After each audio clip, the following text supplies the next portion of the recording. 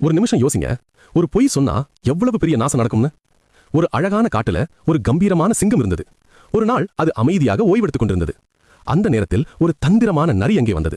அது சிங்கத்தின் காதில் மெதுவாக சொன்னது, அந்த குட்டி அணில் தெரியுமா, அது உங்களை பற்றி பின்னாலே தப்பா பேசிக்கிட்டு இருக்கு. அதை கேட்ட சிங்கம் உடனே கோபமடைந்தது. உண்மை என்னன்னு கூட சரியாக தெரியாமல் கோபத்திலேயே அந்த அணிலை தேடி ஓடியது. ஆனா அந்த நேரத்துல அந்த குட்டி அணில் என்ன செய்து கொண்டிருந்தது தெரியுமா? அது தன்னுடைய மர வீட்டில் சந்தோஷமாக வேலை செய்து கொண்டிருந்தது. திடீரென்று சிங்கம் அங்கே வந்தது. கோபத்தில் அந்த மரத்தை பலமாக தாக்கியது. ஒரே சத்தம். அணிலின் வீடு முழுவதும் உடைந்து கீழே விழுந்தது. அந்த குட்டி அணில் எதுவும் புரியாமல் அழ ஆரம்பித்தது. அப்போ ஒரு அறிவுள்ள ஆந்தை அங்கே வந்தது. அது உண்மையை கண்டுபிடித்தது. நரி சொன்னது எல்லாம் பொய் என்று தெரிந்ததும் சிங்கம் சாதாரணமாக சொன்னது, அப்படியா, தெரியாமல் கோபத்தில் செய்துட்டேன், மன்னிச்சிடு. அதை கேட்ட ஆந்தை ஒரு காய்ந்த இலையை கிழித்து காற்றில் பறக்க விட்டது. பிறகு சிங்கத்திடம் சொன்னது, இப்போ போய் அந்த காற்றில் பறந்த அந்த இலை துண்டுகளை எல்லாம் சேர்த்து கொண்டு வாருங்கள். சிங்கம் அதிர்ச்சி அடைந்தது.